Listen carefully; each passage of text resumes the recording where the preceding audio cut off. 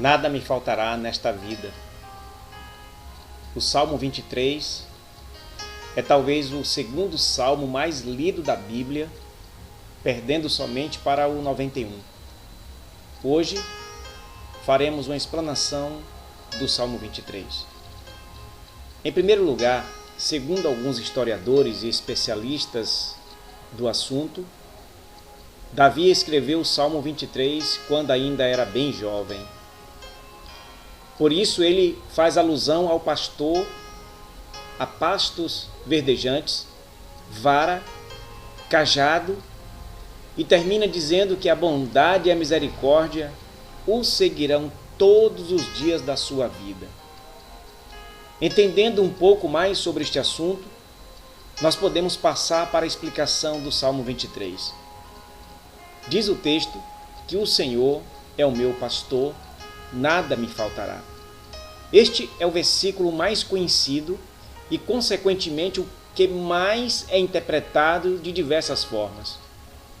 Quando ele diz que o Senhor é o seu pastor, está dizendo, na verdade, que o Senhor zela por ele e, portanto, nada irá faltar.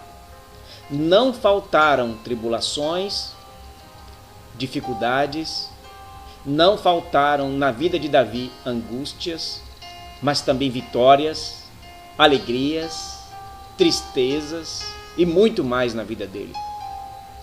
Esse versículo é sempre interpretado como se o fato do Senhor ser o pastor, nada irá nos faltar no sentido material.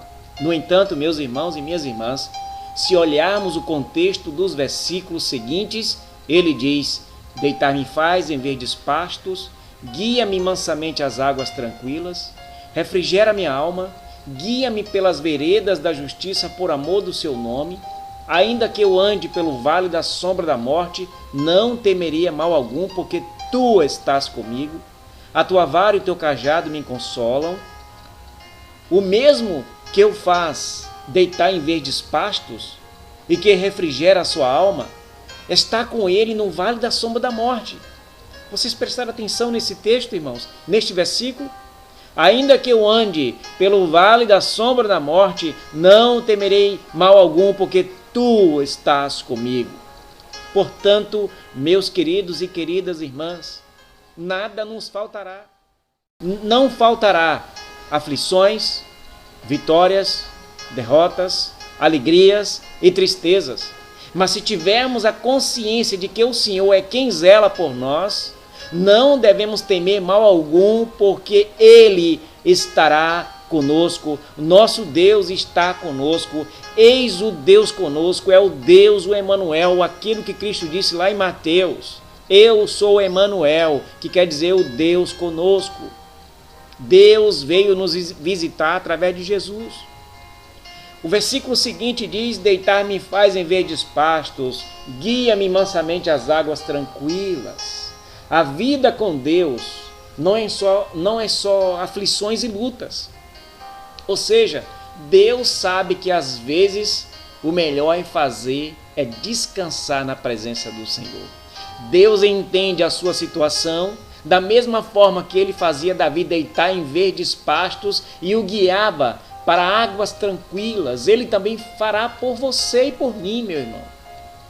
Irmãos, ninguém aguenta uma vida de luta e tribulações o tempo todo, e Deus sabe disso.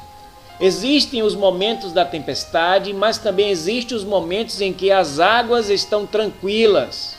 Mas nesse momento em que estamos vivendo em tempestades. Mas Deus cuida de nós, Deus cuida de você. Muitas vezes nos viciamos na tribulação e na luta. E eu já conversei com pessoas que estavam indignadas porque estava tudo bem. Imagine só. Aproveite, meus irmãos, os pastos verdejantes que Deus está proporcionando à sua vida nesse tempo presente, ainda que você não enxergue. Seguindo o texto, diz: refrigera minha alma, guia-me pelas veredas da justiça por amor do seu nome. Do mesmo modo que devemos aproveitar os pastos verdejantes em nossas vidas, Davi também pede a Deus que o guie pelas veredas da justiça ou pelos caminhos da justiça. O caminho da justiça é sempre o menos percorrido. Por outro lado, é o único caminho certo.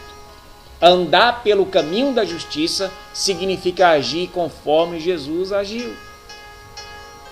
Seguinte, o versículo diz: ainda que eu ande, ou melhor dizendo, ainda que eu andasse pelo vale da sombra da morte, não temeria mal algum, porque tu estás comigo, a tua vara e o teu cajado me consolam. Note bem, meus irmãos, que a sombra da morte é o pior do que a própria morte, porque quando a morte vem, você não vê nada e simplesmente você morre. Mas Davi está dizendo, irmãos, a sombra da morte. Mas a sombra da morte não é a morte, ou seja, você sabe que ela está ali, mas ela não leva você. Então a sombra da morte traz pavor, traz medo, traz ansiedade, traz pânico pelo tempo que estamos vivendo hoje, trazendo pânico para a vida de muitas pessoas. Mas eu quero te dizer, meu irmão e minha irmã, que o mesmo Deus que te proporciona pastos verdejantes está com você também na sombra da morte. O mesmo Deus que te guia mansamente às águas tranquilas também te faz sentir consolo na vara e no cajado. Perceba como a explicação do Salmo 23 está sempre lidando com este aparente paradoxo, porque a vida é assim. E a mensagem é esta: os cenários irão mudar, mas o Senhor sempre será o nosso pastor. Aleluia, glória a Deus por isso. Não importa o que aconteça, Deus será sempre o pastor da sua vida, se você o permitir. Continuando, o texto diz que preparas uma mesa perante mim, na presença dos meus inimigos. Unges a minha cabeça com óleo e o meu cálice transborda. A mesa do Senhor é a mesa da verdade, irmãos. Muitos utilizam este versículo com base para exaltação ou até vingança, mas na verdade este é um versículo de reconciliação. A mesa é um lugar onde todos se sentam para um banquete e para uma conversa. Neste caso, Davi quer uma mesa de reconciliação com seus inimigos. E ao mesmo tempo em que acontece a reconciliação, também acontece a unção. Onde não tem reconciliação, não tem unção. Muitas pessoas pensam que unção é pular, é sapatear, é gritar, é falar línguas no culto, mas se não existir na sua parte uma reconciliação com seus inimigos, de nada adiantará todo o barulho. Isso não é unção, a unção começa na reconciliação. E por último, o salmista diz no versículo 6, certamente que a bondade e a misericórdia me seguirão todos os dias da minha vida e habitarei na casa do Senhor por longos e longos dias. A bondade e a misericórdia estarão conosco independente do cenário da sua vida. O problema é que nós achamos que o cenário é tudo, mas não é. Em outras palavras, não importa se você está passando pelo vale da sombra da morte ou pelos pastos verdejantes, o importante é que o Senhor é o seu pastor. Porque quando tomamos consciência disso e passamos a viver a vida sabendo que o Senhor é o pastor, pode vir o cenário que for, eu continuarei crendo que a bondade e a misericórdia me seguirão todos os dias da minha vida, para todos sempre. Amém. A pergunta é, meu querido e minha querida, ou você que está me ouvindo hoje, você crê nesta palavra? Então feche os teus olhos e se conecte com Deus neste momento, porque eu estarei orando por você. Querido Deus e eterno Pai, eu louvo ao teu nome por esta pessoa que está nos ouvindo agora. Abençoe a sua vida, abençoe a sua família, abençoe a decisão dela que ela está tomando nesta noite.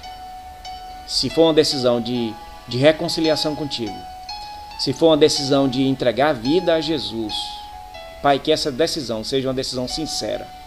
E oramos por todos os meus irmãos, aqueles que estão aflitos, aqueles que estão preocupados, mas que eles possam saber que nesta noite e sempre o Senhor é o nosso pastor.